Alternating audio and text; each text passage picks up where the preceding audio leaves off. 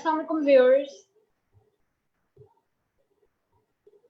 Assalamualaikum viewers. This is the 5th program of Road Towards Success, and the title of our program today is Proactive Approach over Reactive Approach. आज हम देखेंगे कि हम जो जिंदगी में डिफरेंट सिचुएशंस का सामना करते हैं, उनका कोई ना कोई रिएक्शन देते हैं। वो रिएक्शन या हमारा बहुत ज़्यादा ओवर रिएक्शन होता है, नॉर्मल रिएक्शन होता है, या प्रोएक्टिव रिएक्शन जो है वो दिया जा सकता है। तो हम देखेंगे कि कैसे ये डिफरेंट रिएक्शन जो है बहुत इसेंशियल है हमारी लाइफ में, और किस तरह से ये हमारे डिसीजंस को और हमारी लाइफ की जो सक्सेस है उसको बनाते और बिगाड़ते हैं। इसके अलावा ये एक ऐसी आदत है जो कि अगर हम अपना लें, यानी प्रोएक्टिव रहना एक ऐसी आदत है जिसे हम अगर अपना लें तो हम अपनी ज़िंदगी में बहुत सारे जो है वो अच्छे फैसले कर सकते हैं, और बहुत सारे ऐसे मामला जहाँ पे हमें लगता है कि हम अब कुछ नहीं कर सकते, हमारी ज़िंदगी का पता नहीं क्या होगा, तो उन मामलात में प्रोएक्टिव अप्रोच अपना के हम अपनी ज़िंदगी को जो है मुश्किलात से निकाल कर जो है वो कामयाबी की राह में डाल सकते हैं। मेरे साथ आज भी हरम फातून मौजूद हैं। अस्सलाम वालेकुम हरम, क्या हाल है आपका? वालेकुम अस्सलाम, I am good, I hope आप भी ठीक हैं।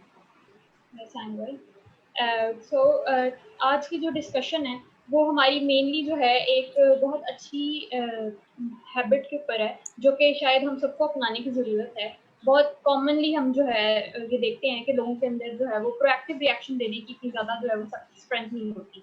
मोस्टली हम जो है बहसीयत कौम भी मोस्टली जो अपने रिएक्शन है वो ओवर रिएक्शन में देते हैं, या रिएक्टिव होके जो है सिचुएशंस को देखते हैं और एकदम से जो हमारे मुंह में आए बोल देते हैं, जो हमारा दिल करना चाहे कर लेते हैं, और सोचे बगैर जो है वो रद्द-ए-अमल देते हैं। तो किस तरह से जो है हमारी ज़िंदगी पे ये इसके नेगेटिव असरात होते हैं और हमारी जो लाइफ का आउटकम है वो बुरा हो सकता है। बहसीत कौम अगर हम देखें तो हमारी ये अप्रोच है, हम नॉर्मली काम करते हैं, देखी जाएगी अप्रोच में, कर लेते हैं, जो होगा देखा जाएगा, चलो शुरू तो करके देखते हैं। और नॉर्मली हम सिचुएशन बेस्ड अप्रोच को अपना रहे होते हैं, हम एनालिसिस किए बगैर, स्ट्रैटेजी अपनाए बगैर कोई भी काम जो है उसको शुरू कर देते हैं। हमारे दिमाग के अंदर उसका एंड रिजल्ट जो होता है वो मौजूद नहीं होता। यहाँ तक कि बच्चे जब यूनिवर्सिटीज़ के अंदर एडमिशन लेते हैं, या मैट्रिक के अंदर भी हम साइंस ग्रुप का इंतखाब करें या आर्ट्स ग्रुप का इंतखाब करें, वो इंतखाब करते हुए भी हमें ये नहीं पता होता कि हमने फील्ड कौन सी चूज करनी है। तो हम सिचुएशन बेस्ड एनालिसिस पे के मेरे कज़न ने ये सब्जेक्ट ऑप्ट किए तो शायद मैं कर लूँ, बगैर एक स्ट्रैटेजी और प्लानिंग के अपने लिए छोटे छोटे फैसले भी हम जो है तश्कील देना शुरू कर देते हैं। जबकि प्रोएक्टिव अप्रोच का ये तकाजा है कि हम हर चीज के प्रोएक्टिव अप्रोच का ये तकाजा है कि प्रोएक्टिव अप्रोच का ये तकाजा है कि हम स्ट्रैटेजी बेस्ड एनालिसिस करें, हम देखें कि गोल्स को मैयर करें, और हम देखें कि हमें क्या वो लाया अमल अपनाने की ज़रूरत है कि जिससे बेहतरी होगी। बहुत हम कॉमनली सुनते हैं कि तूफान के आने से पहले सफीना जो है उसको बना लिया जाए, यानी कि जब तूफान आए उससे पहले आपकी कश्ती जो है वो तैयार हो ताकि आप जो है उस तूफान से निकल सके। यानी हमें जो तैयारी है किसी भी चीज़ की वो पहले कर लेनी है। प्रो एक्टिव दो अल्फाज का ये मजमूआ है जिससे हमें ये समझ आता है कि हमने एक्टिव होने से पहले जो है भी एक एक्टिवनेस लेकर आनी है और हमने जो है वो तैयार हो जाना है। अगर हम सिंपलेस्ट इसकी एग्जांपल ये देखें तो वो यही होगी कि हम एंड रिजल्ट को देखकर अपना कोई भी जो चीज़ है वो करें। अगर मैं आज का दिन का इख्तिताम अपना इस चीज़ पे करती हूँ कि मैंने कल सुबह कितने बजे उठना है, मैंने कल के दिन में क्या क्या चीज़ें प्लान करनी है, क्या कौन कौन से अमल करने हैं, मैंने सुबह इतने बजे ये असाइनमेंट सबमिट करानी है, मैंने इतने बजे ये काम करना है, तो एक पूरे दिन का अगर हम शेड्यूल बनाकर आज के दिन में सोचते हैं और उसको रात में तश्कील देते हैं, तो ये एक प्रोएक्टिव अप्रोच की अलामत है। लेकिन जिंदगी इस तरह हमारी कंट्रोल में आ जाएगी अगर हम प्रोएक्टिव अप्रोच को अपनाएंगे। ये बिल्कुल आपने सही कहा कि शेड्यूल होना इसका मतलब है बहुत ज़्यादा एसेंशियल है, और हमारे पास एक रोड मैप होना चाहिए जिस पे एक्ट करके जो है वो हम अपने डिसीजंस ले सकें। तो अगर हम देखते हैं कि प्रोएक्टिव अप्रोच और रिएक्टिव अप्रोच में एक मेन डिफरेंस ये है कि हमारे इन्वायरमेंट में जिस तरह का होता है हम वैसा रिएक्शन दे देते हैं। अगर हमारा इन्वायरमेंट हमें हार्श मिलता है तो हम हार्श रिएक्शन दे रहे होते हैं, जो कि एक रिएक्टिव इंसान होने की निशानी है। जबकि एक प्रोएक्टिव अप्रोच ये हो सकती है इसके लिए कि अगर आपका एनवायरनमेंट हार्श है, आप कूल एंड काम रहें और सोच समझ के जो है अपना फैसला लें और सोच समझ के बोलें कि आपने क्या जवाब देना है।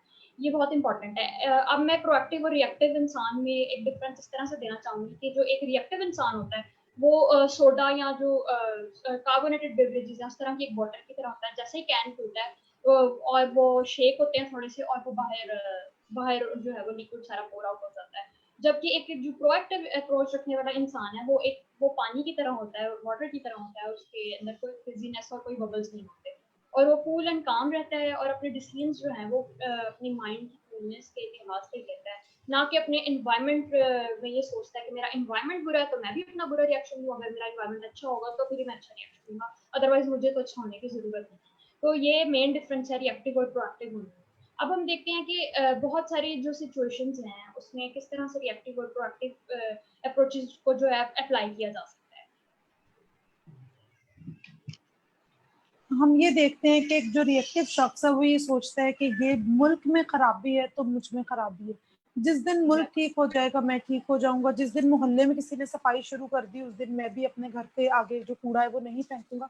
जबकि एक प्रोएक्टिव जो शख्स है वो ये सोचेगा कि तब्दीली जो है वो मुझसे शुरू होगी, मैं ही चेंज का सीड हूँ पहला, और मुझे अपने आप को चेंज करना है और फिर ही मैं अपने मुल्क को कौम के लिए जो जितने भी चेंजेस हैं वो ला सकता हूँ। यानी कि वो खुद से कोई जिस तरह के अमल करेगा कि उसके इर्द गिर्द के देखने वाले लोग जो हैं वो उसको फॉलो कर सके अच्छे अमल के अंदर, ये एक प्रोएक्टिव इंसान की इलामत है।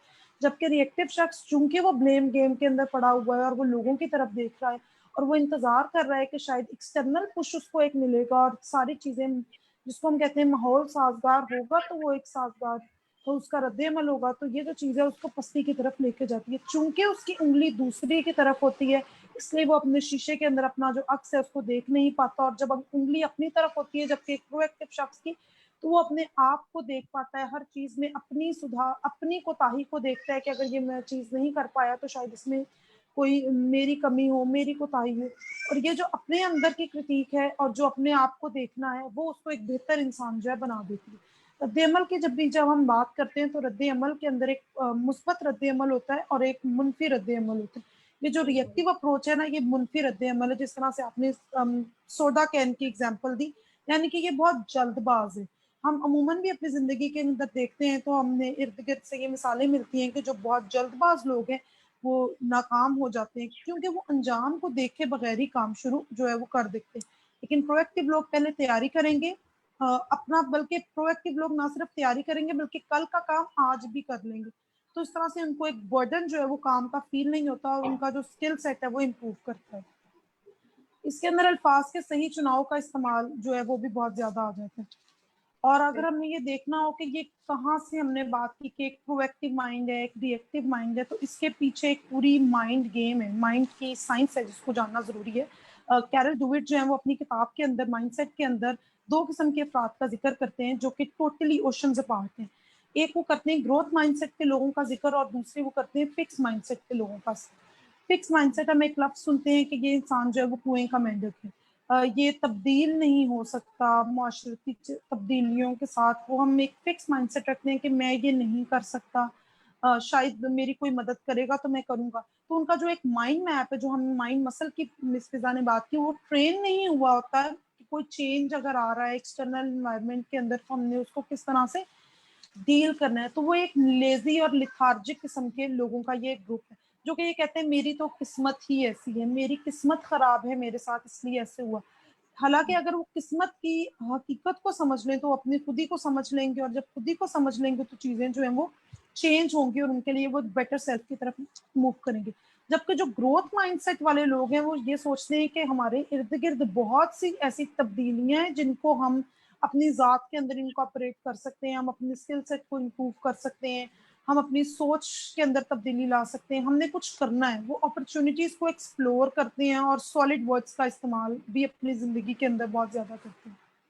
Exactly, so it's all about कि आप अपने इर्द गिर्द की हर्डल्स को कैसे अपने लिए अपॉर्चुनिटीज में कन्वर्ट करते हैं और कैसे जो है वो अपनी लाइफ के लिए एक पॉजिटिव एटीट्यूड कर सकते हैं। लैंग्वेजेस की आपने बात की कि हम जो अपनी लाइफ की तरफ जो लैंग्वेज इस्तेमाल करते हैं बहुत ज़्यादा ज़रूरी है। अगर कोई हर्डल या कोई मुश्किल आए तो हम अगर ये सोचें कि yes I can do it, तो ये एक बहुत अच्छी अप्रोच है, प्रोएक्टिव अप्रोच है। जबकि दूसरी तरफ नेगेटिविटी अगर ये देखा जाए तो आई कैन से कि मैं तो इसके बारे में कुछ नहीं कर सकती, अब ये जैसा है ऐसे ही है और मेरी जिंदगी जो है वो बेहतरी की तरफ नहीं जा सकती। जबकि ये जो है एक नेगेटिव माइंडसेट है। जो लैंग्वेज है हमारी जिंदगी की हमारी सिचुएशंस की तरफ, वो दैट इज वेरी एसेंशियल।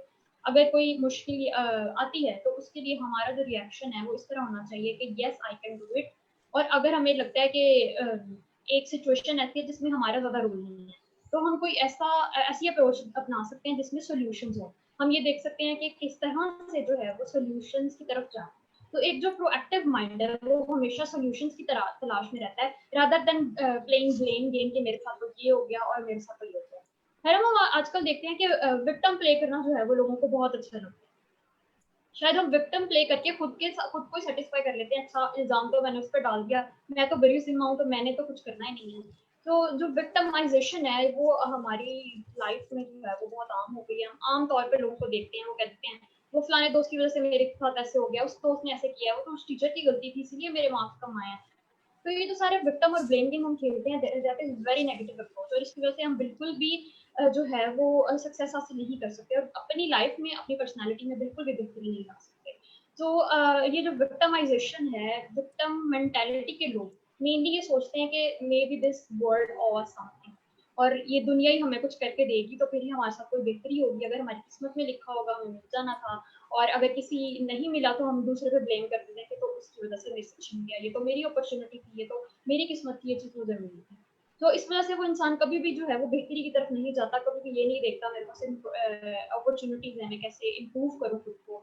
तो वो इंसान उसी स्टेज पे जो है वो जो नेगेटिव स्टेज है और विक्टिमाइजेशन वाली मेंटालिटी है उसी में केज होके रह जाता है और सक्सेस जो है हासिल नहीं कर सकता। सक्सेस का एक बहुत बड़ा जो दार है वो हमारी इम्प्रूवमेंट है। जैसे जैसे हम खुद को इम्प्रूव करते जाएंगे वैसे वैसे हम जो है वो सक्सेस की तरफ जाते जाएंगे। अब जैसे कि कोविड है, ये कोविड की पेंडेमिक जो है वो हमारी सबकी लाइफ में बहुत बड़ा सेक्टर है, लेकिन हमने देखा बहुत सारे लोगों ने इसको एज अपॉर्चुनिटी लिया, बिजनेसेस ने खुद को इवॉल्व किया, बहुत सारी रेवोल्यूशन आई, हमारी लाइफ में रेवोल्यूशन आई, हमारे बिहेवियर्स में रेवोल्यूशन आई। तो इस तरह से हमने इसको पॉजिटिव अप्रोच लेके इस पेंडेमिक को अपने अंदर बेहतरी आई। लेकिन बहुत सारे ऐसे भी लोग होंगे जो कि सिर्फ स्ट्रेस्ड आउट हो गए, या कोई ऐसे लोग जिनके बिजनेसेस चल रहे थे और इस पेंडेमिक की वजह से वो आगे काम नहीं कर पाए, तो वो सारा इल्जाम जो है वो डाल देंगे कि भाई एक नेचुरल डिजास्टर आ गया, इस वजह से ये हो गया वो हो गया, और अपने बहुत ज्यादा में डिप्रेस्ड हो जाएंगे और बिल्कुल भी जो है वो बेहतरी का नहीं सोचेंगे। जबकि एक प्रोएक्टिव अप्रोच ये है कि अगर कोई भी आपके आगे हर्डल आए,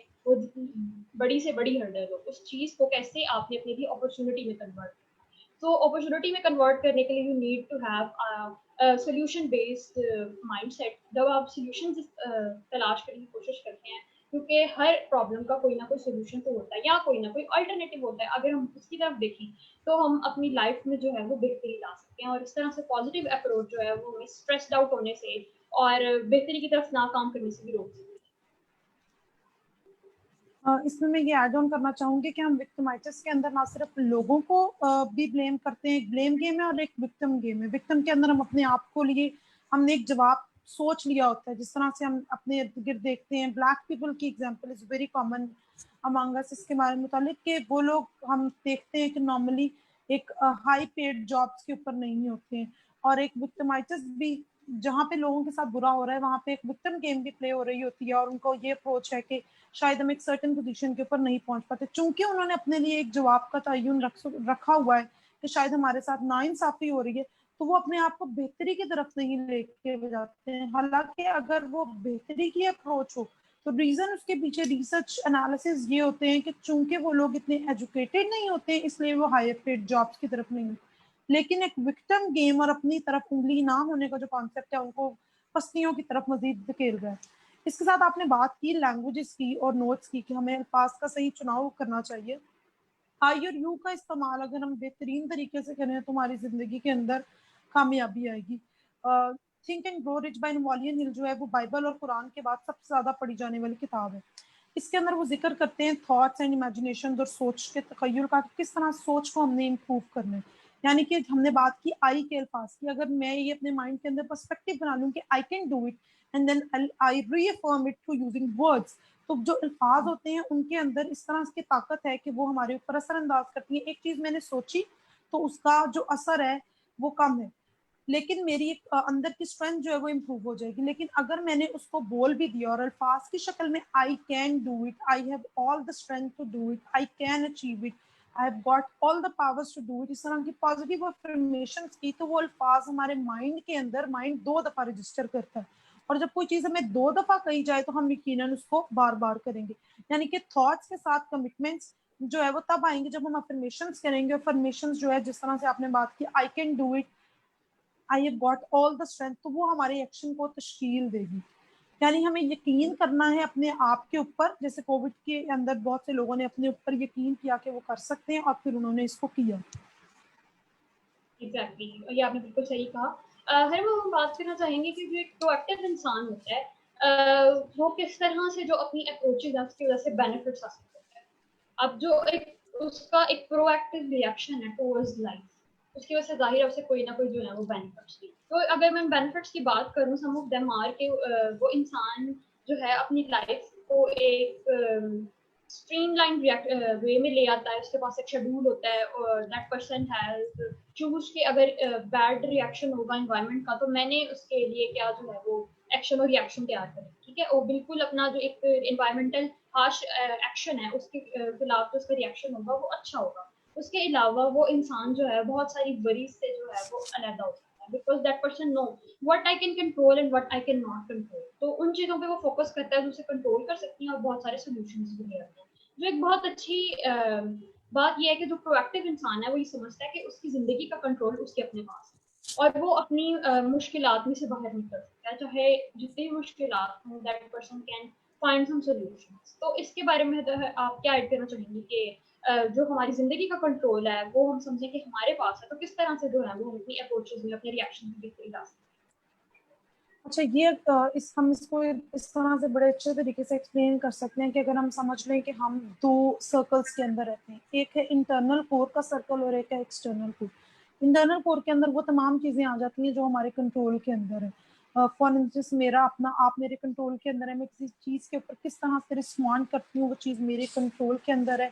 मेरे एटीट्यूड मेरे कंट्रोल के अंदर है, मेरी चॉइसेस मेरे कंट्रोल के अंदर है। इंसान जो है वो अल्लाह ताला ने फ्री पैदा किया है and we always got the choice to choose for ourselves कि हम चीज़ें क्या कर सकते हैं। इसके अंदर एक रिलीजियस पर्सपेक्टिव अगर हम देखें तो हम एक मिसकंसेप्शन है कि हमारे पास चूज करने के लिए नहीं है। हमारी किस्मत अगर लिख दी गई है तो फिर तो सब कुछ वही हो रहा है जो हमारे साथ प्री प्लान या प्री डिसाइंड है। लेकिन उसके अंदर भी ये चीज को समझना जरूरी है कि हमारे पास दो जो है वो छोड़ दिए गए हैं रास्ते। एक अच्छाई का रास्ता छोड़ दिया गया है हमारे लिए और एक बुराई या बदी का रास्ता छोड़ दिया गया है। या बुराई और बदी की, अच्छाई और बदी की बात ना भी करें तो हर सिचुएशन के अंदर हमने किस तरह से रिस्पॉन्ड करना है, इसका रास्ता, इसकी चॉइस बहैसियत इंसान और अशरफुल मखलूकात होने के लिए हमारे पास मौजूद है। ये तो आ जाता है जो कि सर्कल ऑफ कंट्रोल है, हमारा रिस्पॉन्स, हमारी चॉइस और सब चीजें। जो चीजें हमारे कंट्रोल के अंदर नहीं आती वो कलर ऑफ स्किन है। जिस तरह से ये मेरे और आपके कंट्रोल में नहीं है कि we are born into a black family और अ वाइट फैमिली और अ मीडियम कलर फैमिली। हमने अपनी किस्मत जो है, हमने अपने सर्कमस्टांसेस को छोड़कर पीछे खुद बनानी है। बहुत से लोग इस तरह के हैं जो कि ऐसे खानदान में पैदा नहीं होते जो कि फाइनेंशियली बहुत स्टेबल हो, लेकिन इसमें हमें सुनने को मिलता है that if you were born poor that's not your fault but if you die poor that is your fault. तो हमें इससे समझ आता है कि वो चीज हमारे कंट्रोल में नहीं थी कि हम किस घर में पैदा हुए या फाइनेंशियल सिचुएशन किस तरह की थी, लेकिन हमने उसके आगे करना क्या है वो सारी चीजें हमारे अपने कंट्रोल के अंदर है। हमने अपने माहौल को, हमने अपने आने वाले कल को किस तरह से बेहतर बनाना है, ये हमारे अपने कंट्रोल के अंदर है। हम मौसम की तब्दीलियों को देखते हैं, लोगों के जो मूड्स हैं मौसम की तब्दीलियों के हिसाब से बदलते हैं। आज मौसम अच्छा नहीं है, आज गर्मी बहुत है तो मेरा मूड खराब है, ये एक रिएक्टिव इंसान की अलामत है। जबकि प्रोएक्टिव इंसान को मौसम से कोई फर्क नहीं पड़ता, वो प्लान ए बी और सी के ऊपर बिलीव रखता है। मैंने एक काम करने का सोचा हुआ है और बारिश आ जाती है तो मैं वो काम नहीं करूंगी, लेकिन एक प्रोएक्टिव इंसान की हैसियत से मैं वो काम कर लूंगी क्योंकि मैंने अपना प्लान ए बी और सी जो है वो ऑलरेडी क्राफ्ट किया होगा कि बारिश आ सकती है, कनेक्टिविटी पुअर हो सकती है। तो ये प्लान है जो कि मैं उस सूरत हाल के अंदर लूंगी। पास्ट मिस्टेक्स और रिग्रेट्स की बात आ जाती है। लोग अपने माजी के अंदर जो है एक रिएक्टिव इंसान रहता है और वो अपने, चूंकि वो विक्टिम गेम प्ले करना जान चुका होता है तो वो सोचता है कि मैं कहूंगा कि मेरे साथ यूं हुआ था, मैं इसलिए बहुत गुस्से में बोल दिया, मेरे साथ ये हुआ था तो मैंने यूं कर दिया। तो वो चीज जो है हमारे कंट्रोल के जो स्फीयर है उससे बाहर चली जाती है।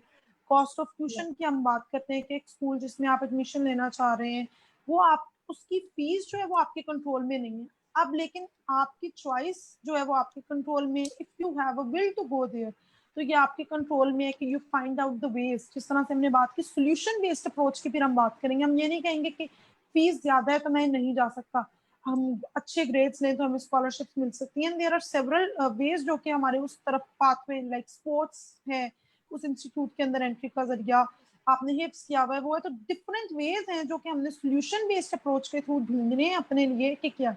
और ये सोल्यूशन बेस्ड अप्रोच जो है वो सिर्फ उन्हीं लोगों का होगा जो कि उन चीजों के ऊपर इक्तफा करेंगे कि जो उनके कंट्रोल के अंदर है। एग्जैक्टली। और अगर हम इस बारे में बहुत ज्यादा पॉन्डर करने लगे कि जो चीजें हमारे कंट्रोल में नहीं है हम उनको कैसे बेहतर कर सकते हैं, तो हम अपना बहुत ज्यादा टाइम और एनर्जी वेस्ट करते हैं। Here I would like to quote an example. There was a volleyball player, एक लड़की थी जो कि वॉलीबॉल खेलती।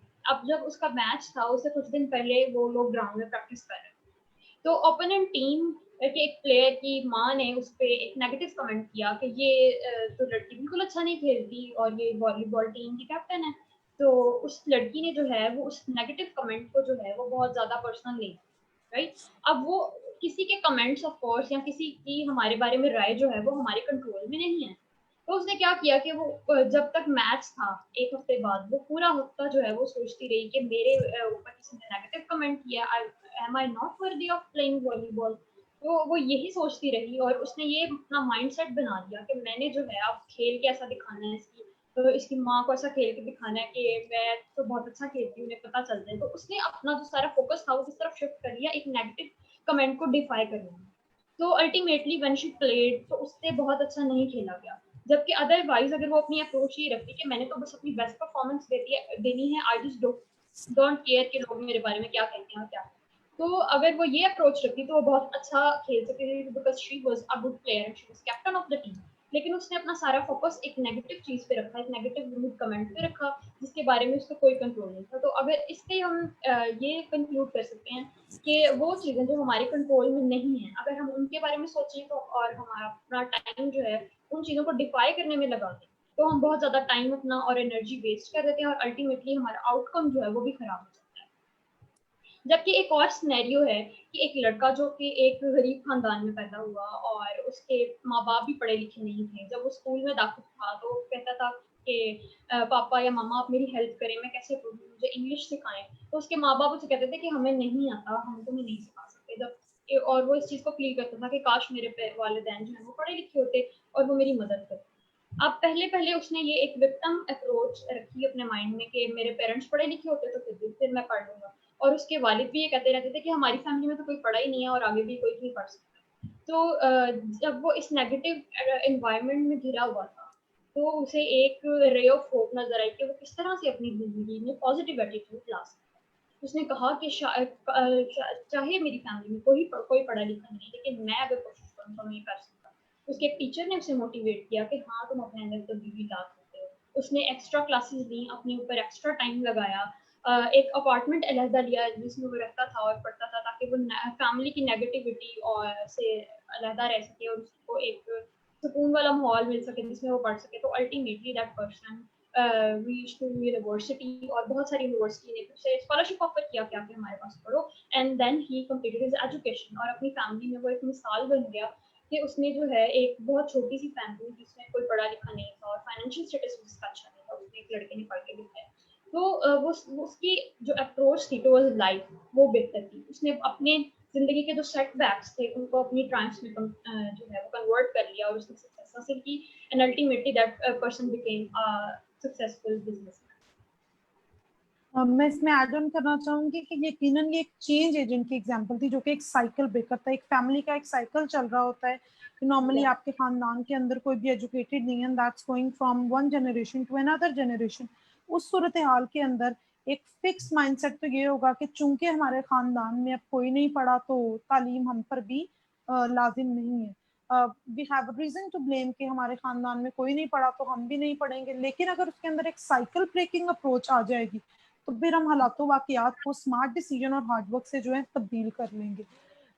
हम मुख्तलिफ फैमिलीज में देखते हैं कि इनहेरेंट डिजीजेस चली आ रही होती हैं, डायबिटीज है, हाइपरटेंशन है, और बहुत से लोग जो हैं वो कहते थे कि चूंकि हमारे वालिदैन को ये था तो हमें भी ये डिजीज है and they choose to live with it. हालांकि अगर वो साइकिल ब्रेक अप्रोच इस्तेमाल करें तो फिर वो हेल्दी लाइफस्टाइल अप्रोच करेंगे, तो फिर उनके जो आगे आने वाली नस्लें, उनके अंदर यकीनन वो डिजीज जो है वो ट्रांसमिट नहीं होगी। तो इस चीज को भी कंसीडर करना जरूरी है कि हम एक चेंज एजेंट हैं, और चेंज एजेंट का जो कॉन्सेप्ट है वो ग्रोथ माइंडसेट में आता है। वो फिक्स माइंडसेट के लोग चूंकि हालातों वाकयात पे ब्लेम करना सीख चुके होते हैं, तो वो उसको अडॉप्ट जो है वो नहीं करते। डिफरेंट फैमिलीज की बात करें, एडिक्शन अल्कोहलिज्म उनकी फैमिलीज के अंदर बहुत ज्यादा होते हैं, देन दे उनके बच्चों में से कोई डिसाइड कर लेता है कि we need to choose a lifestyle जो कि बेहतर है, पॉजिटिव अप्रोच का हामिल है, तो वो साइकिल को ब्रेक करते हैं और एक अच्छे राह के ऊपर जो है निकल जाते हैं। यानी कि अपने बिलीफ सिस्टम को चेंज करते हैं, वो अपने स्किल सेट को इम्प्रूव करते हैं, अपने बिलीफ सिस्टम को चेंज करते हैं, अपने पैराडाइम्स को शिफ्ट करते हैं कि हमें जो चेंज एजेंट है वो बनना जरूरी है। वो ग्रोथ माइंडसेट के लोग जो है वो रूट कमेंट की मिस फिजा ने बात की, तो इससे हमें ये समझ आता है कि वो लड़की जो थी वो फिक्स माइंडसेट की हामिल थी, इसलिए से जो रूट कमेंट था उसने उसके ऊपर एक असर अंदाज कर चुका। लेकिन जो ग्रोथ माइंडसेट के लोग हैं वो इमोशनली इतने स्टेबल और मेच्योर होते हैं कि वो जो है उनके ऊपर किसी भी किस्म का असर जो है वो किसी भी रूट कमेंट का नहीं होगा, because they are emotionally, physically, spiritually very strong person.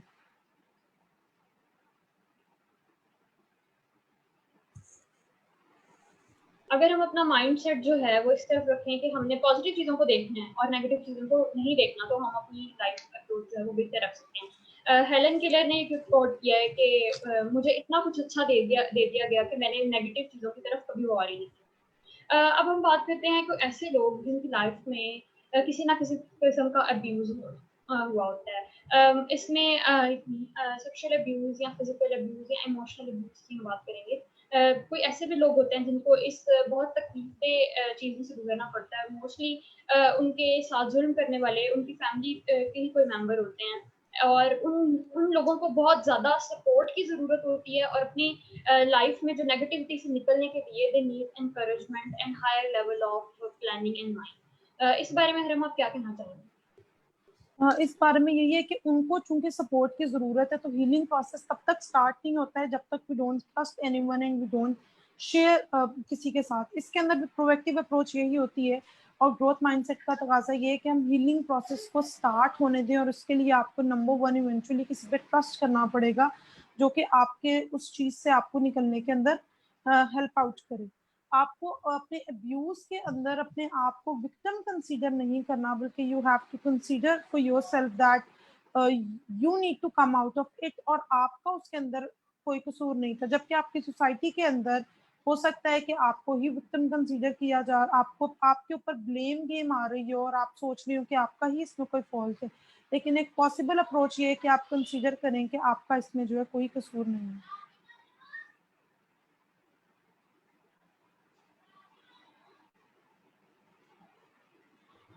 अब हरम, जैसे कि हम देखते हैं हमारी फिजिक में जिस मसल के ऊपर हम ज्यादा प्रैक्टिस करते हैं, जैसे बॉडी बिल्डिंग में है, तो वो मसल जो है वो ग्रो करता जाता है, राइट। जिस मसल के साथ हम फिजिकल एक्टिविटी का इस्तेमाल ज्यादा करते हैं, अगर कोई ऐसा फिजिकल वर्क करता है, जॉब करता है जिसमें हाथों के मसल ज्यादा इस्तेमाल होते हैं, तो उसके हाथों के जो मसल्स हैं और आर्म्स के जो मसल्स हैं वो ग्रो करते जाते हैं। और इसी तरह से प्रैक्टिस के साथ जो है वो मसल्स ग्रो करते हैं हमारी बॉडी का, ये कॉमन फिनोमेना है। और इसी तरह से हमारी सारी आदत हैं, जिसमें से प्रोएक्टिव जो बिहेवियर है वो भी एक मसल की तरह ग्रो करता रहता है। अभी हम ये सारी जो बातें कर रहे हैं कि ये प्रोएक्टिव अप्रोच है, शायद बहुत सारे लोगों को मुश्किल लग रही है, सोच रहे हो कि इसमें से हम कुछ करते हैं कुछ नहीं करते, लेकिन अल्टीमेटली जब ये आपकी एक हैबिट बन जाती है और आपका मसल जो है वो इतना स्ट्रॉन्ग और ग्रो हो जाता है आपके माइंड के अंदर कि आपने जो है वो प्रोएक्टिव अप्रोच रखनी है, तो आपको बहुत ज्यादा कॉन्शियस एफर्ट नहीं लगानी पड़ती। अगर हम कोशिश करते हैं, एक फर्स्ट सिचुएशन हमारे पास आई है और हम कोशिश करते हैं कि हमने प्रोएक्टिव अप्रोच अपनाना, तो नेक्स्ट टाइम जब वही सिचुएशन हमारे आगे होगी तो हमें इतनी ज्यादा मुश्किल नहीं पेश आएगी प्रोएक्टिव बिहेवियर शो करने में। अगर हमारे साथ कोई जो है वो नेगेटिव बिहेव करता है, हमारे पे रूड कमेंट देता है, हमारे बारे में जो बुरा बोलता है, हमें उसके रद्द अमल में बुरा बोलने की जरूरत नहीं। तो यही हमारा प्रोएक्टिव रिएक्शन होगा। अगर फर्स्ट टाइम ऐसा मेरे साथ हो, मुझे कोई बुरा कहे, मे बी पहली बार मुझे अच्छा रिएक्शन देने में मुश्किल है, लेकिन आहिस्ता आहिस्ता जब भी मेरी माइंड में ट्रेनिंग हो जाएगी और मेरा तो एक्टिव मसल जो है वो इतना ग्रो कर जाएगा कि मैंने जब भी नेगेटिव सिचुएशन आएगी, I just need to see the positive outcome of that thing, तो मेरे लिए बहुत आसान हो जाएगा। तो अगर इस हैबिट को एक जो है वो अच्छे तरीके से स्ट्रीमलाइन कर लिया जाए अपनी लाइफ में, तो ये बिल्कुल इसी तरह से हमारे साथ रहता है जैसे एक हमारा मसल ग्रो हो गया, या हमारी जहन में बहुत सारी हैबिट्स हैं जो हमारी जिंदगी के साथ रहते हैं। तो प्रोएक्टिव बिहेवियर भी इसी तरह है, जब इसको बार बार प्रैक्टिस करते जाते हैं तो इट मेक्स अस परफेक्ट। इसमें मैं ऐड ऑन करना चाहूंगी कि प्रोएक्टिव मसल को स्ट्रॉन्ग करने के लिए हर जो हम चीज में नाकाम हो जाते हैं उसको हमें आई फेल टू आई लर्न के प्रिंसिपल को इनकॉर्पोरेट करने की जरूरत है। अगर हम ये सोच लें कि हर चीज जो हमारे साथ, हमारा जो फेलियर है वो हमारे लिए एक स्टार्टिंग पॉइंट है और टर्निंग पॉइंट है और हमें कुछ सिखा के जा रहा है, तो भी हम तब्दील हो जाएंगे और हम उसको अपॉर्चुनिटी के तौर के ऊपर लेंगे। पोलो कोलो जो है वो मेंटल बेड के ऊपर हैं और वो ये उस टाइम पे ये बात कह रहे हैं कि हर ब्लेसिंग जिसको इग्नोर कर दिया जाए वो कर्स बन जाती है। यानी कि हमने अपनी कोई भी अपॉर्चुनिटी जो है उसको इग्नोर नहीं करना, और उसको इग्नोर ना करने के लिए भी हमें अपने जो माइंड मसल है उसको स्ट्रॉन्ग करना पड़ेगा कि हम हर आने वाली अपॉर्चुनिटी को ग्रैब कर लें और अपने प्रोएक्टिव मसल को इतना मजबूत कर लें कि उसको बताओ कि किस टाइम पे मैंने अपनी लाइफ का जो रिमोट कंट्रोल है वो अपने साथ रखना है। I am the space craft of my own spaceship. तो आपने अपनी लाइफ का जो टोटल कंट्रोल है वो प्रोएक्टिव मसल को ट्रेन करके अपने हाथ में ले लेना है।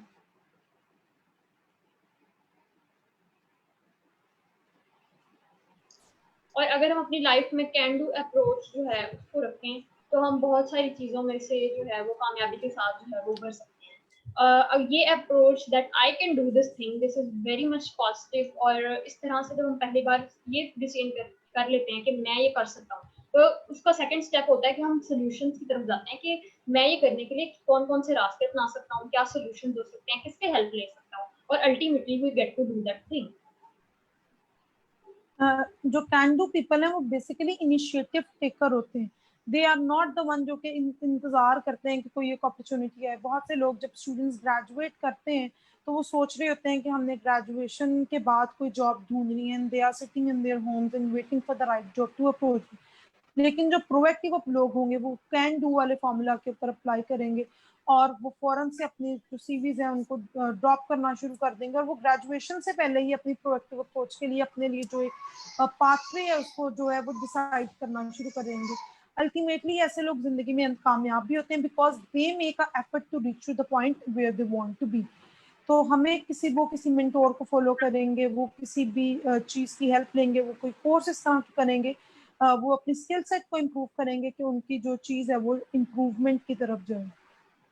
एग्जैक्टली तो इसमें 4 चीजें जो हैं वो बहुत ज्यादा अहम है अपनी जो माइंड को ट्रेन करने में प्रोएक्टिवनेस की तरफ, जिसमें आपकी इमेजिनेशन, आपकी विल पावर, आपकी कंसाइज जो है, और किस तरह से आपकी अपनी अवेयरनेस आपके बारे में, यानी सेल्फ अवेयरनेस। तो ये 4 चीजें जो है ये बहुत इम्पॉर्टेंट हैं कि आप पहले इन पे काम करें, और वो जो है आपकी लाइफ में प्रोएक्टिव अप्रोच को जो है वो एक्टिव करने में बहुत ज्यादा हेल्प आउट करें। First of all you need to have self awareness कि आप इस पॉइंट पे कहाँ खड़े हैं, अपने आप को कैसा जज करते हैं, because you need to evaluate and justify the man in the mirror। तो फर्स्टली आपको खुद को देखना है कि आप जिंदगी में किस पॉइंट पे खड़े हैं, आपके पास कितने नेगेटिव थॉट्स हैं, आपका अपने बारे में क्या ख्याल है, और ऐसे आपके कौन से नेगेटिव पैराडाइम्स हैं जिनको आपको पॉजिटिव करने की जरूरत है। So this is the part of self awareness. जब इस पार्ट को इम्प्रूव करते हैं तो नेक्स्ट को हम मूव करते हैं कंसाइज पे। कंसाइंस पे जब की बात करते हैं तो उसमें हमारी सोच जो है वो किस तरह से जो हमारे रिएक्शंस को जो है वो मॉडिफाई करती है, दैट इज वेरी एसेंशियल। हम अपने इन्वायरमेंट के लिहाज से जो है वो एक्ट करना छोड़ देते हैं, बल्कि अपनी कंसाइज और अपनी समझ बूझ के लिहाज से जो है वो कोई ना कोई रिएक्शन देते हैं।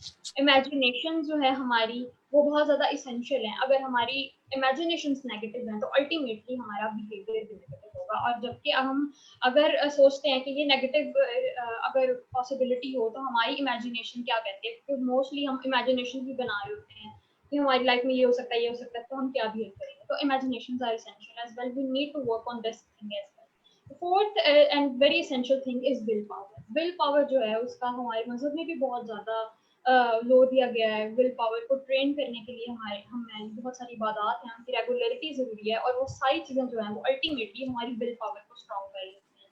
जैसे कि रोजा है या इबादत है, नमाज पढ़ना है, वो सारी चीजें अल्टीमेटली हमारी विल पावर को स्ट्रॉन्ग कर रही होती हैं। इसी तरह से जो हमारी विल पावर है वो हमारे पॉजिटिव एटीट्यूड्स को स्ट्रॉन्ग कर रही होती है। अगर हमारी विल पावर ये है कि अगर कोई इंसान मेरे साथ गाली गलौज कर रहा है, लेकिन मेरी विल पावर और मेरा सेल्फ कंट्रोल ये कहता है कि I am not going to do that, क्योंकि मेरी तरबियत ऐसी नहीं है या मेरा माइंडसेट ऐसा नहीं है, तो मैं इस तरह से नेगेटिव कमेंट्स या किसी के साथ इमोरल होना जो है वो मेरे एथिक्स के खिलाफ है, तो I will not do this. तो इसमें जो चीज़ें पार्ट करेंगी उसमें विल पावर जो है वो बहुत ज़्यादा इसेंशियल है। तो फर्स्टली विल पावर को जो ट्रेन करना है वो इम्पोर्टेंट है। उसके अलावा जो मैंने 4 चीज़ें कही, उन चारों चीज़ों को ट्रेन करने जब कर लेते हैं तो अल्टीमेटली जो प्रोएक्टिव बिहेवियर है वो बहुत ज़्यादा आसान हो जाता है, उसकी ट्रेनिंग ईजी हो जाती है, उसका मसल भी स्ट्रांग होता है। इसके साथ साथ जैसे कि हर ने जिक्र किया कि हमारे जो ह्यूमन टूल्स हैं, यानी कि हमारी जो स्किल सेट है उसको इम्प्रूव करना भी बहुत ज़रूरी है। वक्त के साथ साथ हमारी ज़िंदगी में और हमारे इर्द गिर्द दुनिया में बहुत जल्दी तब्दीलियाँ आती हैं।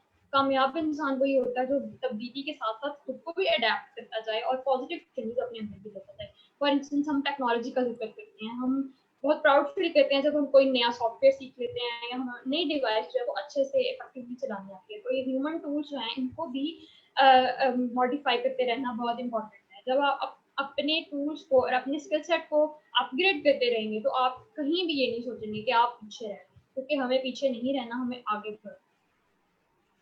इसमें मैं ये चीज ऐड ऑन करना चाहूंगी, आपने विल पावर की बात की। विल पावर जो है वो अकेली कुछ नहीं कर सकती है। हाँ, हम अक्सर मौकों पे कह देते हैं इंशाल्लाह मैं ये कर लूंगा, जिसका मतलब होता है कि अगर माहौल साजगार हुआ, वक्त ने इजाजत दी, सब चीजें इन प्लेस हुई तो मैं ये चीज कर लूंगी। विल पावर के साथ हमें हैंडी स्किल्स को इनकॉर्पोरेट करना बहुत ज्यादा जरूरी है, जिसके अंदर हमारे पास प्लान ए, बी और सी जो है वो हर टाइम मौजूद हो।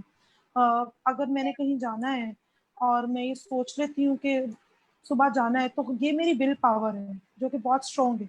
लेकिन सुबह बारिश हो जाती है तो विल पावर जो है वो ऐसी कमोडिटी है जो फौरन चेंज हो जाती है। वो जितनी स्ट्रॉन्ग भी हो, लेकिन अगर माहौल साजगार नहीं है तो उसके ऊपर यकीनन अफेक्ट आ जाता है। तो बारिश हो गई है तो हमारी वो जो विल पावर है वो धरी की धरी रह जाएगी।